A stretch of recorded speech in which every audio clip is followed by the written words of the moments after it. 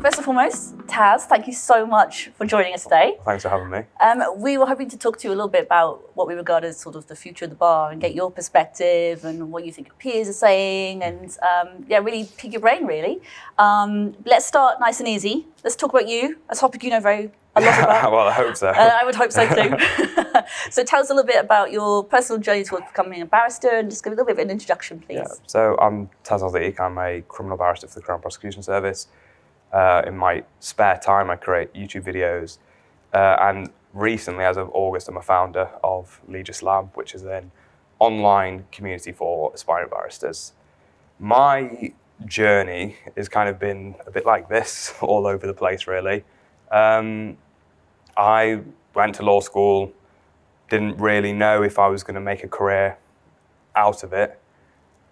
And then really I'd finished law school, still not really sure, on the paths, a bit of energy going into being a commercial solicitor, frankly for the money, and that's being honest. Didn't really know much about the space, just thought I was just being guided by security. What can I do to make a good living out of my life?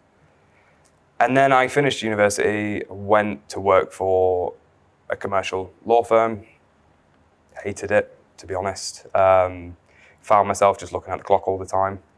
And that was kind of a good indicator that this wasn't for me, because I had friends doing it who loved it. And it's a personal thing, right? So I'd finished at the firm and I knew I don't want my career to go this way. So I left, I went and volunteered for the witness service. I did that it was meant to be a few months, ended up staying there for 12 months and just loved what I saw.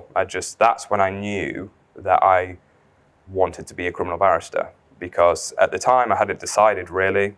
Went and was watching trials every week, sat in the public gallery, just watching what they did, really. I hadn't really had much exposure to what the role of a barrister was. And then just watching a range of trials, murder trials, firearms trials, I'd find myself looking forward to Wednesday, which was the voluntary day. And this was kind of where the dots started to connect for me, where I was like, right, well, this is actually something I enjoy. Background-wise, I was always that guy at uni watching Law and Order. It was from an entertainment perspective as well, in the sense that it's just something I found myself in my own time watching. Obviously, TV and real life are two very different things, but the interest was always there.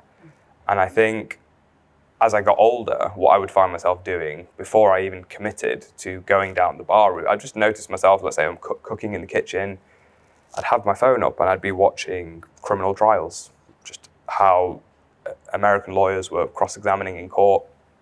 And I just found it really interesting. I had a lot of admiration for the skill set, how someone can step into an arena, essentially, have a wealth of knowledge on a case, and then put the case. It's a real skill, and I've always had a lot of admiration for it. And when I was seeing it in person being done extremely well, I think that's when I just thought, this is the route I wanted to go. So from there, I went to volunteer for a death row office in America, did that for 4 months. Very different from what we'd be doing in the UK, but it was all entwined in crime. And then when I came home, I wanted to do it, but truthfully, I didn't feel that I was good enough to do it at that time. Because of my background, didn't really hear much about the world of the bar at university. Came from a state school, which growing up, I didn't see that as, I didn't even know really what the difference was between a state school and a private school. I just went to school. But then as I started kind of getting more involved in this world, I started applying to places, I kind of started to see the standard that the application needed to be and what was good on an application, what was bad on an application. And that's kind of where these feelings of inadequacy started to come in for me. And then really what changed when I was like, right, I am good enough, was when I won a scholarship from Lincoln's Inn. That was kind of the first bit of positive feedback I had in the face of 5 years of applying, and even before getting to applying, just circling around whether I can do this or not, half in, half out. And then the day I got that scholarship was the first time. I remember where I was. I was at the canteen in AG, which was Addleshaw, where I was working, and I got an email from Lincoln's Inn, and it was just like, congratulations. And I just remember the whole room just blanked out, because that was, and I'm getting goosebumps talking about it now, because that was the first bit of enthusiasm and positivity I had around, I can actually make this a reality. And then reinforcement from people and institutions whose view really mattered in this space. And long story short, I got the scholarship. It paid for the bar course, and then from the bar course, I ended up going on and securing pupillage, and here I am today, work for the Crown Prosecution Service as a criminal barrister. That's amazing, thank you. And I think I have goosebumps too, hearing your passion about it all. It's always so inspiring when you hear someone talk about, I wanted this and I actually got it. Like, it really sort of invigorates everybody.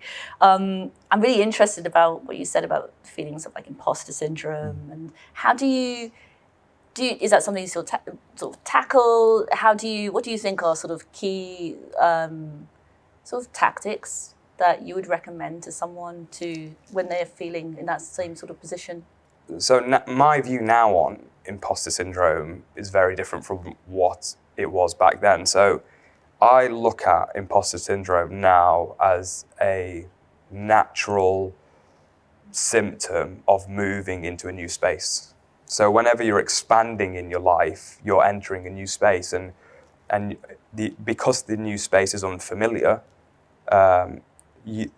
certain feelings will arise. There can be expressions within that space from people maybe overtly telling you don't belong, and that's something different. But even if that's not there, we can have those feelings because we're expanding. So now I kind of flip imposter syndrome on its head and see it as signals that I'm expanding, and that the feelings are meant to be there. And over time, like with anything, you just acclimate. I look at imposter syndrome now as a process of acclimation.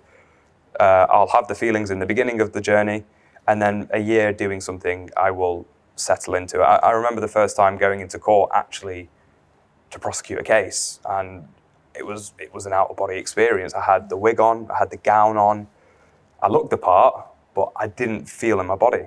And the more I've done it and the more I've turned up to court, now I feel like I'm in the wig and gown, if that makes sense. So it's kind of, the more I've had experience with imposter syndrome, the more I've kind of just seen the patterns very similar that come up, the cycle of imposter syndrome from beginning to getting comfortable. That's really interesting. It's because it reminds me of, like they say, for example, interviews. They say if you're not a little bit nervous, then you don't care enough. Absolutely. Definitely. So it definitely resonates. I think if you go to an interview and you're not a little bit nervous, that's telling you something. yeah. Not sure those are people I'd even want to be in the room with, to be quite honest with you, because that level of confidence is something else. Yeah. So you mentioned, like, I think you got accepted pupillage with the CPS, the Crown Prosecution Service. So tell us a little bit about why you chose for them. So I was applying for pupillage for 5 years. First 2 years, just straight rejections, really. And then as I spent hundreds of hours researching the process, speaking to people, future pupil barristers, KCs, QCs at the time. And when I started to kind of learn and understand the process is when I started having success. So I'd gone from getting no offers to third year in, getting offers from some of the best sets across the country. And, well, getting interviews, I should say, not offers. I was getting interviews, first and second round interviews from some of the best sets in the country. And what had changed was just understanding that, like with anything, it's a process. There's things that you shouldn't be doing on a pupillage application, things that you should be doing. And in the fifth and final year, when I ended up securing pupillage, I'd gone through a lot of soul searching about, well, where do I actually want to be? So ultimately, you take pupillage where you get it. But for me, why I wanted to be at CPS was two reasons. I knew I wanted to be a criminal barrister. Half of crime is prosecuting, and the prosecuting body in the UK is the Crown Prosecution Service. So I knew whatever happened, I'm going to get amazing foundations, and I'm going to get to see aspects of the birth of a case that I may not get if I'm within chambers. And the skills that I could take from the CPS would be valuable. If the day ever came that I wanted to go to chambers, I knew it would be they would see that I have valuable experience coming from the CPS. So that's kind of one half of it. But the other half of it to me was about the fact that being a lawyer is one hat that I wear. And as I've said in the beginning, as a digital creator and a founder, I need time for those things to live. And those things can only live at the weekends. If I was at self-employed practice and if I was at chambers, from my research, the likelihood is I'm working Saturday and Sunday. And it's not that I don't work Sunday at the CPS. It's just, it gives me enough time, and I knew it would give me enough time to have the time that I needed to breathe life into those other hats that I trying to wear basically outside of my role as a barrister. So those two things really were the training on one side, and then on the other side was also being able to do the job in a way where it wasn't the only thing in my life. It's entirely reasonable to want those things, yeah. And it's quite nice that you've set those boundaries for yourself from the outset, and it gives you a bit of variety as opposed to feeling like you've entered a track that you can't get off of. I think for the modern lawyer, what is changing, and I don't say on behalf of my generation, but I speak on behalf of myself, but speaking to so many people of my age, I'm 30 years old now, so that there is the next generation coming in behind, it's 23, 24, but we're very close in vicinity. And what I can say is how the feeling is from what I hear from people around me is they don't just want one career anymore. Historically, you'd go into something for life. And I think where we are as a generation now is people see their careers in, not everyone, but people will potentially do 3 or 4 careers in their life now.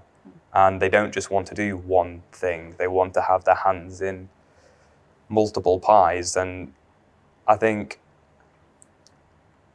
whatever we do, I think if something is consuming everything, it kind of over time, not in the beginning, because in the beginning when you go into something, to become good at something, you need to give it everything.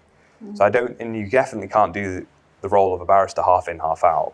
But I think it doesn't mean that you can't be a barrister whilst also exploring other areas in life as well, if you know what I mean. Oh, of course, absolutely. Yeah. I mean, you mentioned a little bit earlier about LexisLab. Am I pronouncing that correctly? Yeah. Great. Do you want to tell us a little bit about that and what your motivation behind starting it was, what your objective is with it? So LexisLab, the idea for it came really a few years ago, and it came off the back of when I started out on the road to the bar. There were resources, there's always been resources, but they were just all over the web. There was nothing, there was stuff for the solicitor world that was consolidated, but there wasn't anything for the world of the bar. And I spent years wasting time going down rabbit holes, getting outdated advice from people who were very far removed from the pupillage process. And the goal was, when I was on the path to pupillage, I saw how much value I got from community. People on the bar course, people in different pockets from different chambers. And the idea really was to kind of offer an online platform, community-based, for aspiring barristers. So that was kind of the inception of it. And then as it's grown and we're working with different people, the main goal for LexisLab, as it stands currently, is to address 2 problems. One is on average, the low pass rate of the bar course.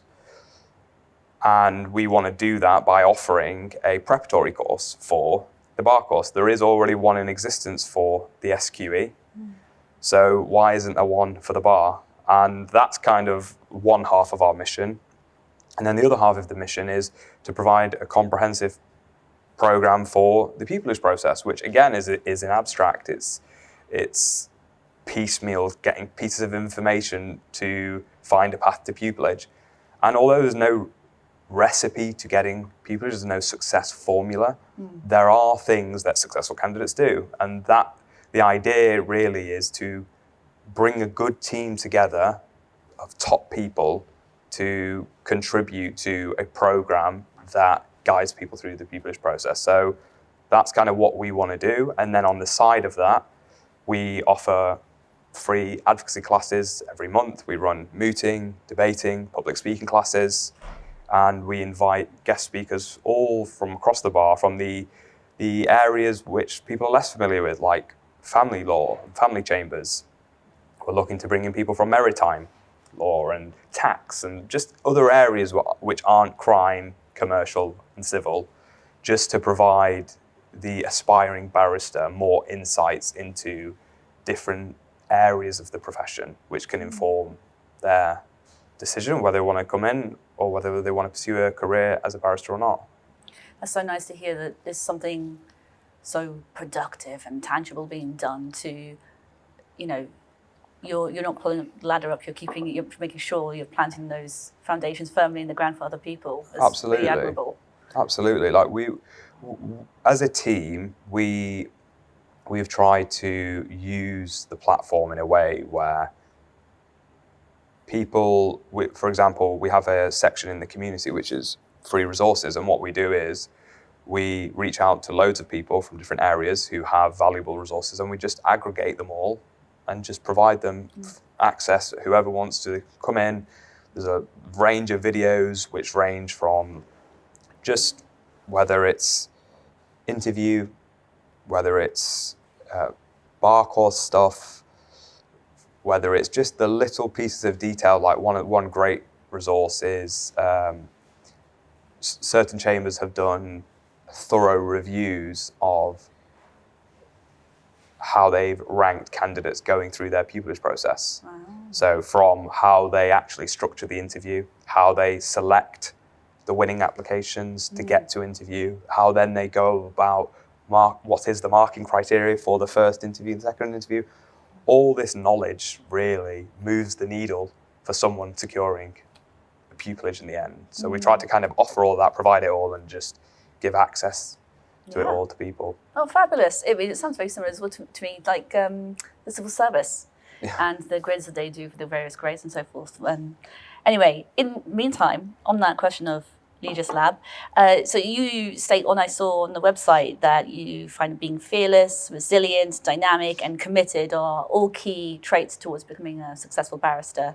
Are there any specific skills other than those four that you think are characteristics, behaviours, or skills that are becoming more and more important in recent years to becoming the successful barrister? I think there will always be traditional skills which are required to do the job. There needs to be, to some degree, a high level of intelligence, i.e. because of the material that you're dealing with, the intelligence not just from an IQ perspective, but in terms of the ability to look at complicated material, simplify it in your mind, navigate through it at speed, because you are, especially as a prosecutor, dealing with a high number of cases. So that, for example, that's a traditional quality that no matter how many hundreds of years go by, and no matter how much AI comes into the world, the barrister will always need that skill. Advocacy, again, that's a core, that's a fundamental skill of a barrister. I think in terms of an aspiring barrister looking to come into the profession, one of the best things that you can do, a skill as an aspiring barrister, is in the era of information, and there's, as you know, volumes and volumes of information, it's identifying valuable information from noise and information which is not moving the needle, if you know what I mean. You can read maybe 100 articles and you can spend weeks or months, depending on how much free time you have, going through these articles, thinking that every single one of them has the keys or the answers to getting pupillage. But I think a key skill you need to have as an aspiring barrister is not just researching, which you need as a barrister, but it is picking out the right information that's going to assist you on opening the door to the profession. So in the modern world, historically, maybe there was less resources and less information. I think now, because there's so much more, that is a key skill. I think networking in the modern world as well, way more relevant now, especially in the area of social media, and leveraging that in a way which is going to assist you. Because I think I look at it I look at the profession through two lenses, in the sense that, are we talking about you being an aspiring barrister, or are we talking about you being a barrister? Once you become a pupil barrister, you don't have to worry. Your chambers, your provider, they're going to make sure you are then prepared into the final product. What I focus on is getting people to the door and the skills that you need to get to that door, because they're just different. Once you're in, you're fine. It's getting through the very, very narrow bottleneck of the process. And I think to do that, it's about using all the tools that you have in the modern world to just make that process, make you one of the few that get through. As I've said, researching is important. Networking, 20 years ago, the ability just to pop up to someone on LinkedIn and say, hi, are you able to help me with this? It didn't exist. So then what were your options? Your options were finding an email in the echo chamber of the web. And as you know, a barrister's not just going to have his email up on the web, or just turning up to chambers. There's so much more competition now, but there's also so much more opportunity to leverage different things in your favor.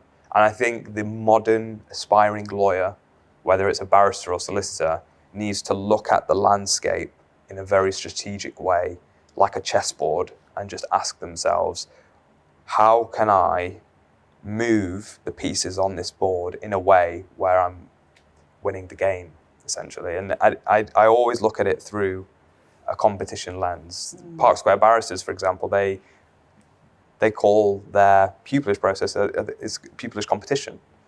And the award is pupillage. So that's kind of a good way, I think, for people to look at the process. You're not competing against other people, you're competing against yourself. But to get pupillage, you need to become the best version of yourself. Is it almost like a gamification of in the a way, process? definitely, 100%. Yeah. Definitely. And how everyone has a different set of cards. Everyone comes from a different background. Everyone has different privileges or unfair advantages. And it's about kind of arranging the deck of cards that you do have in a way that gets the most amount of value out of them. That's a great way of putting it. Thank you. On the note of social media, I think that's a great opportunity to segue into that conversation. How do you maintain a presence on social media? You mentioned doing YouTube videos earlier, in the scope of your role with the CPS. So within my role at the CPS, I keep them very separate. Of course. Anyone in civil service knows there are civil service policies and stringent social media policies that you need to comply with. I think for me, the easiest way to comply with them is keeping all of my content separate from what I'm doing. Not straying into the realms of talking about anything which would create an issue. So I think how I go about ensuring and trying to build my social presence is really just, the main thing is everyone, I feel, has different platforms that they get more value from. So as you know, there are some people who are mavericks on Twitter, That is their platform of choice. And I think the first part is just kind of identifying which platform's working for you. And then the next part is doing content that you actually care about. Not just doing content for the sake of trying to grow and trying to get followers and being guided by vanity in that way. I appreciate some people look at social media either as a hobby, some people look at it as a business. For me, it's about how can I put out content that I care about, but with a goal in mind, if that makes sense. So for me, YouTube is my preferred platform. The reason I love YouTube is because filming, as you know, we're here today, there's a lot of cameras and lights, and I'm sure there's an editor in the building as well. And editing, filming, there's such a creative aspect to it, which for me, when I filmed my first YouTube video and I was learning editing and all of that, it opened a different door for me, because law is very black letter. There are these rules, you need to learn this, and you need to either perform this in an exam or you're going to use this in practice. Whereas the creative space, someone once described it to me as it's like a muscle you train. And the more I started using that muscle, it changed my perception of the way I'd look at things in life, even the little things like you're walking through London and you see a logo and then you start kind of just thinking more about these things that you never once saw in your day-to-day. And that's kind of, for me, I appreciate I've gone a long way around answering that, but it's tied into why I do YouTube, why that's kind of my preferred channel. And in terms of building a presence, I think it's about being consistent with whatever platform you're on, putting time in weekly to think about putting out content that you care about. And it's very easy to get swallowed up by the job, the busyness of life, and just not do it. But what I found is if I do something every week, even if it's a little bit, it's growing over time. Yeah, absolutely. And, keeping that passion for your creative projects, it's going to sustain that a lot further than the feeling of necessity. Yeah, definitely. No, that's brilliant. Do you think other barristers regard social media as an opportunity or as a burden? It's a great question. I think it comes down to people's influences.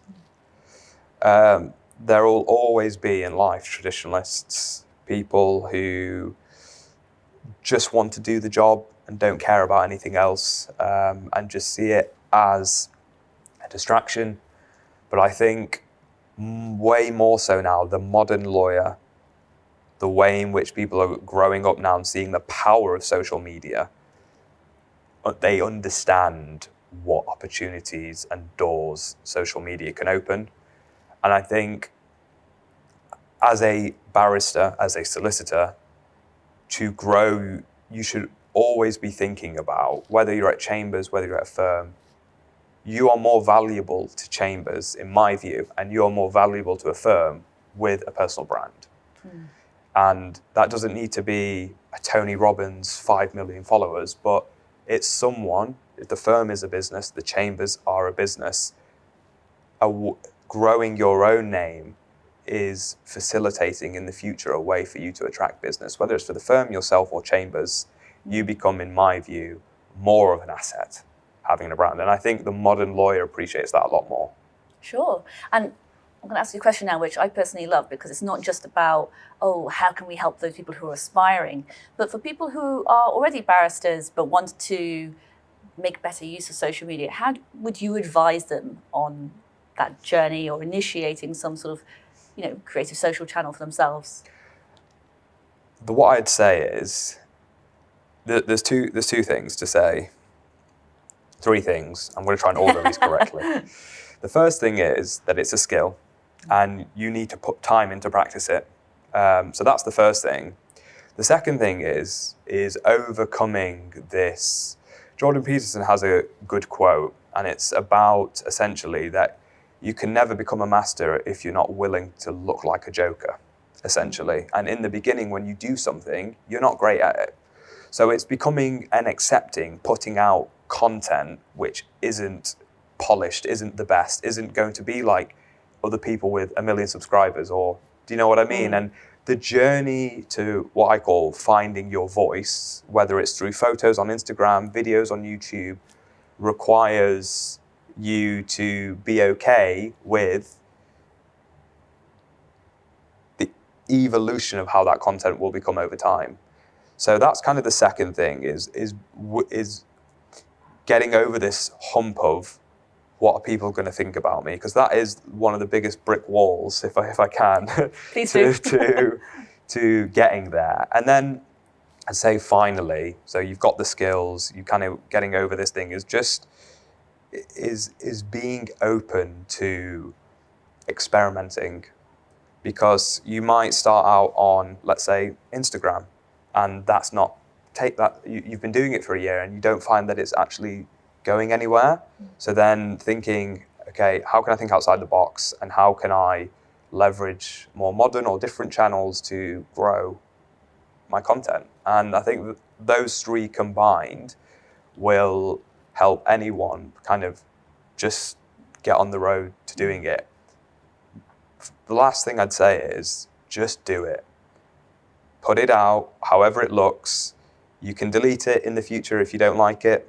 Yes, it will always be on the internet, but at the end of the day, I think coming out of this spotlight where you think the whole world's looking at you, there is millions of pieces of content being uploaded onto the internet every single day. Yours is the needle head, not even the needle, in a haystack of content.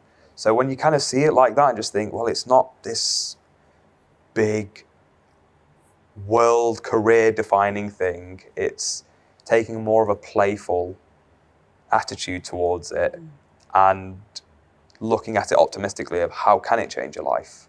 And for me, speaking personally, doing YouTube has completely changed my life. And not because it's given me anything. I'm very small YouTuber. I've got like 7,000 subscribers and just growing the channel. But it's changed my life in the sense of the people I've met, the people that have reached out to me, the impact I've had since I've been helping aspiring barristers for 2021, the amount of people that I've been able to help. And it's given me a real deep sense of fulfillment. I can't put it into words, and I would have never had that had I not made that first video. That's fantastic. It sounds to me like the word that comes to mind is humbling. You have to be humble to start it in the first place, but it can be humbling even in its success. Definitely. Yeah. 100%. And it doesn't, as I said, it doesn't need to be this big thing. It can just be a very little thing, but it can make a big impact. Great. No, thanks for sharing your thoughts on that. It's really interesting. The little bit of a side swerve now. We've got 8th of March coming up for International Women's Day. We've seen in recent years there's been an uptick in the number of women versus men being called to the bar, but obviously there's a really small number. This is in terms of self-employed barristers who are, the percentage still mostly stays the same, around 34 to 35% of women. What messages, I'm curious as to whether or not you spot any patterns or trends in terms of women who might come to you as aspiring barristers versus men or people who identify other than women. And what sort of message of advice and perhaps confidence that you'd like to convey with that? Well, I think the first thing to say is that you can absolutely, definitely have a career at the bar as a mother, as a carer. I have colleagues who have 1-year-olds who are having a career at the bar. But I hear what you say about the statistics and numbers, and I think there's a difference between mums or carers potentially being called to the bar and starting a career and then potentially leaving. And I'm conscious and alive to the fact that that does exist. And I think the thing I would say from speaking with mothers and people who are juggling the demands of the job are that I speak to some that have said it's almost incompatible with to do the job being a mum. But they qualify that by saying at a certain set.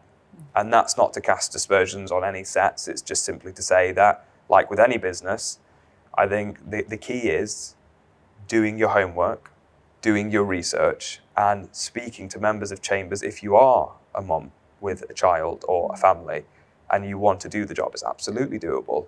You just need to find the right home for you. And I think that goes into speaking to the women at that chambers and having honest conversations with them about if you are looking to join and what life would look like. So definitely don't be demotivated about whether or not it's doable. It is definitely doable. And then also to consider that there are other ways in which the job can be done outside of the self-employed bar. I meet a lot of mums who work for the local council, and there is the employed bar. Everyone seems to forget about everyone forgets about the employed bar, and that is, from my experience, although I'm not a mother and I'm not, I don't have a family, speaking to different people,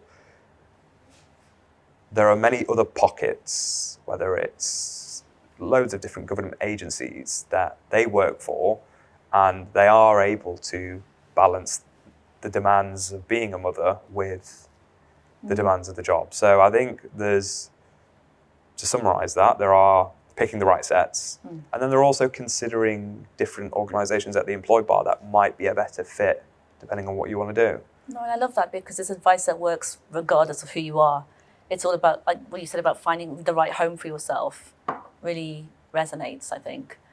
It's hard to find as well. You know, I think in any job, finding the right career is a journey. And I think sometimes it's sad because what can happen is someone goes to a set of chambers and they say, hey, I'm leaving the profession, this job can't be done. And before they've gone and really explored or tried to find the home, if you know what I mean. No, totally. Yeah. Totally. No, thank you for that.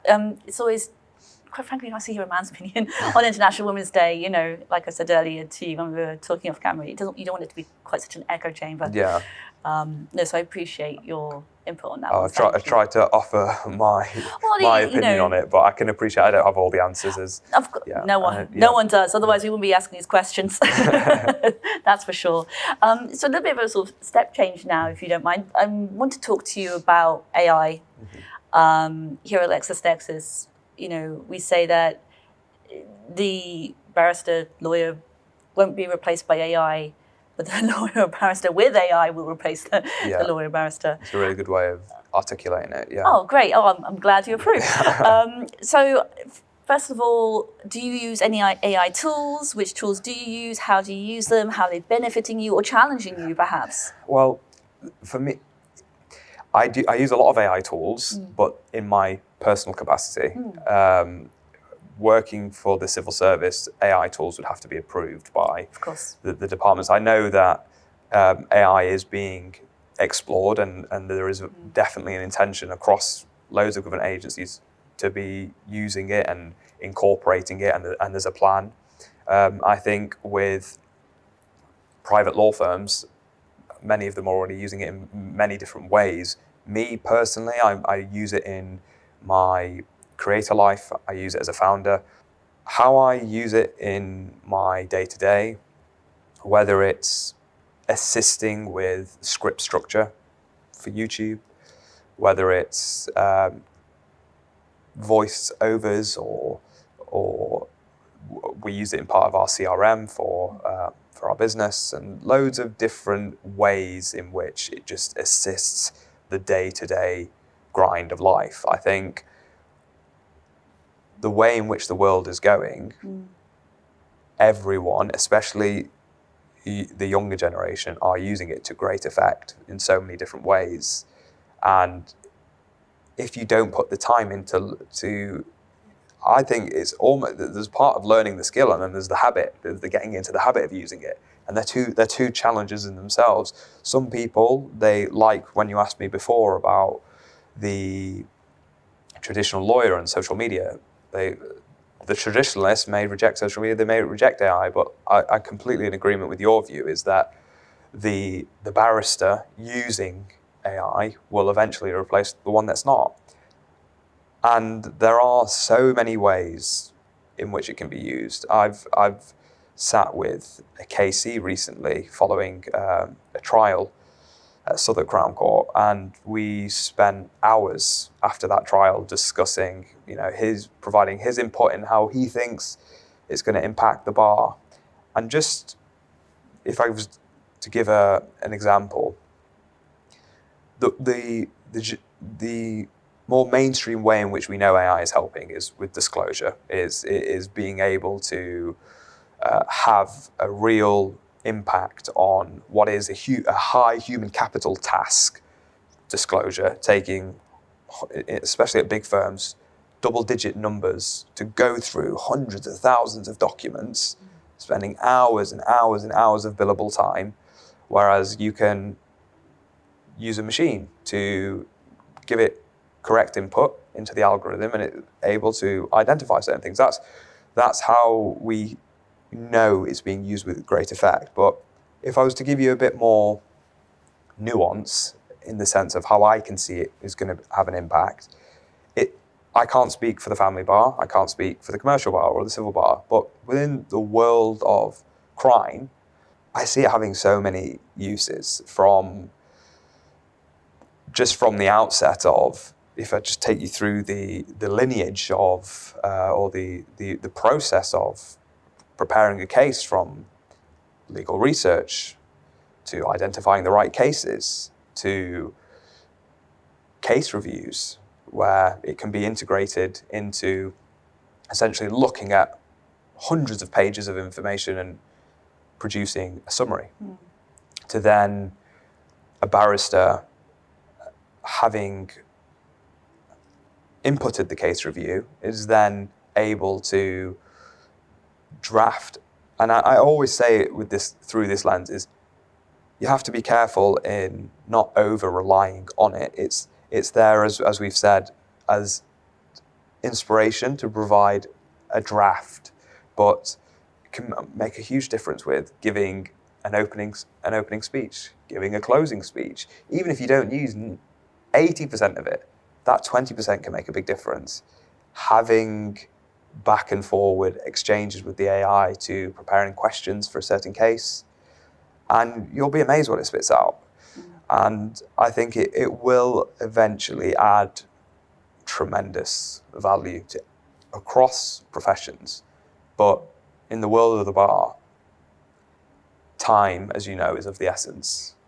And the greatest gift that AI will give to the profession is efficiency. People will start doing things in a much more efficient way, and it will give, the reason why it will be undeniable, because it will give a profession of people who have very limited time more time back. And when that starts to happen, then you can't ignore it at that point. I know there's always whispers and people who say, well, what happens if the AI misses that in the disclosure and that leads to a miscarriage of justice? And I hear that, but that could equally happen with human error. Yeah. So it's a balancing act in the end. And I think the way in which I would use it in the future is the last check is always being done by a human actor. And there's a danger of over-relying on it, but as long as there are checks and balances in place, I think it's going to add tremendous value. Absolutely. And we've heard a lot of feedback from barristers who have clients who have commented that they would like to know and be reassured that the judgments they're receiving are written by their advocate. One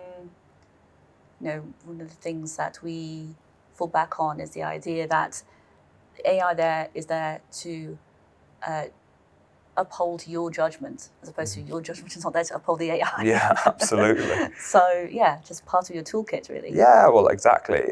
It's almost like you look at a way more advanced version, but before we transitioned to Microsoft Word, you'd have people writing things out on typewriters, writing things by hand, and then on a minor level, you would then get Microsoft Word, and then it would be able to underline something in red for you to spell check it. And now this is just the next huge leap from where we were to where we're heading. Yeah. You still always have to check that you haven't got the US spelling on. That's the thing. Yeah, the Z. So the Z's the giveaway. Yeah, I know, right? Control F. That's brilliant. It's pretty much everything that we had slated to chat about. But is there anything else that you want to talk about in the frame of this conversation about the future of the bar? I think there's always a lot of scaremongering going on. And we are, as a society, in such a privileged place to be. And if you look back when the internet first came to be, there was this hysteria around it as well. But ultimately, with the internet, for example, a lot of good has come out of it and a lot of bad has come out of it. And there will always be this double-edged sword. And I'm sure AI is going to be no different. It's going to go on a process of development. There's going to need to be ethical implementations to ensure that it's not being used in the wrong kind of way. But I think people should be excited as well about the potential that it's going to bring for justice, for assisting, and the impact that will have on elevating the profession. And I think sometimes there can be too much of a negative conversation around change. And that's what it is. It's change, it's coming. And whether or not you get on board, that train's going and it's moving out of the station. So yeah. I think for the new lawyer, I would really advocate getting involved, beginning to learn the skill. It will separate you from the pack. And when the day comes, and it will come, where it's undeniable that AI is here to stay, you will now be looked to as oracles of AI for your input. And I think that's gonna be a separator. Adaptability. Definitely, 100%. Brilliant. Okay, well, Taz, thank you so much for joining us today. It's been a really interesting discussion. Yeah, no, I've really enjoyed it. Definitely. Great. Definitely. Thanks for having me.